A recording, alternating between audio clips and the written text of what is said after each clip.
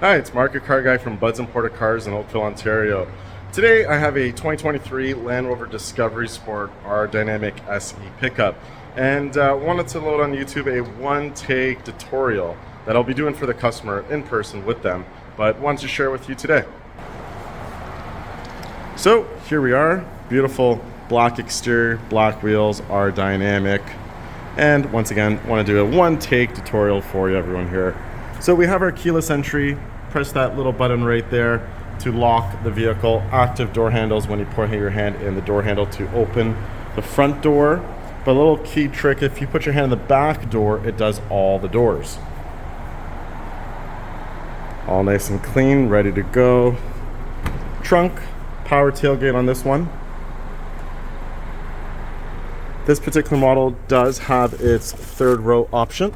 So what you do is you give this a pull right here. Third row like that.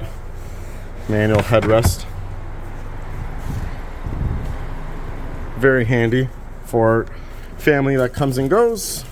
And spacious once you move the front seat forward. You do also have some climate control back there as well.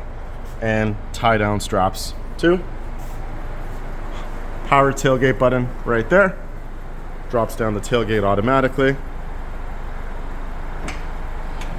Gas cap is on the right side. You always want to hear that click every single time to ensure the gas cap is tight or could turn on an engine light. And that really goes for any type of car you own. Coming to the back seats. Window control right there. Very spacious on the Discovery Sport. This particular model does have heated rear seats. It does have USB, 12 volt, another USB as well. And here is your baby seat connections on the left and right side if you have a little one.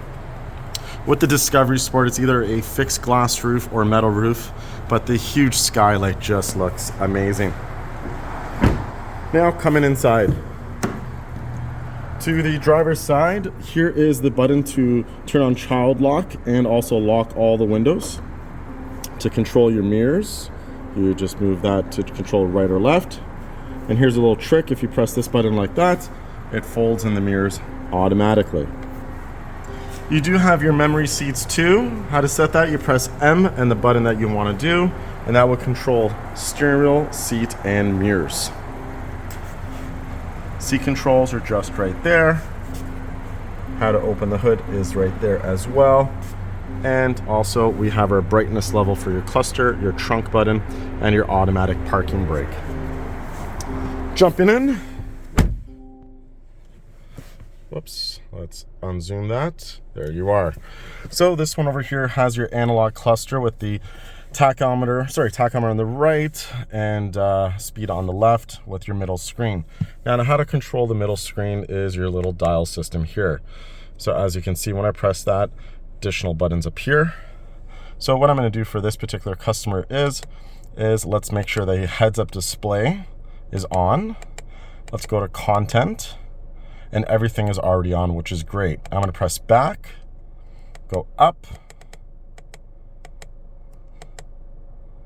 There you are, just making sure everything is looking good. Perfect.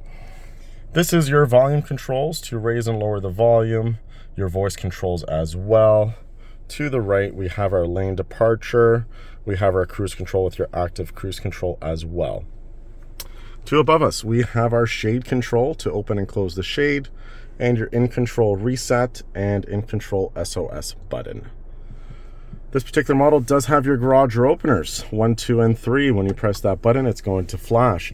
How to set that is you have to press the learn button on your physical garage door opener. So let me say that again. Your physical garage door in your garage, press the learn button, then hold this until it rapidly blinks, and then now that is set.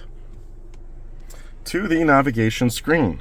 So what we have over here is your navigation, search, and essentially type in whatever address you're going to.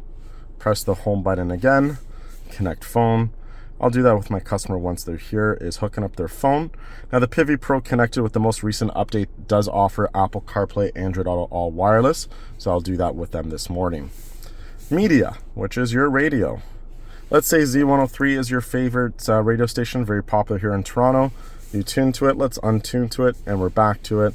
You press your star, and now that goes under your favorites and be listed all your favorites. Back to the driver's side, the left and right button would be your favorite calls.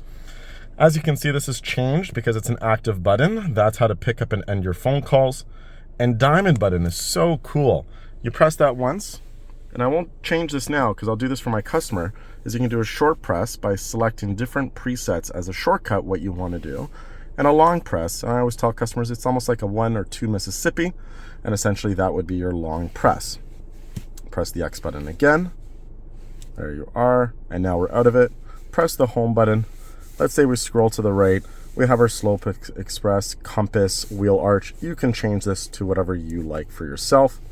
And once the Apple CarPlay Android Auto is all hooked up, in this area will be the logo for that to how to access that. Your volume controls on the bottom is like so. You can raise and lower it. Not going to play any audio because YouTube will take that off. Climate, auto. Buttons turn on, tune to the temperature you want to do. Here's your fan button. As you can see, you have your orange dial. This is to raise and lower your fan like so. Now, I'm going to press this in.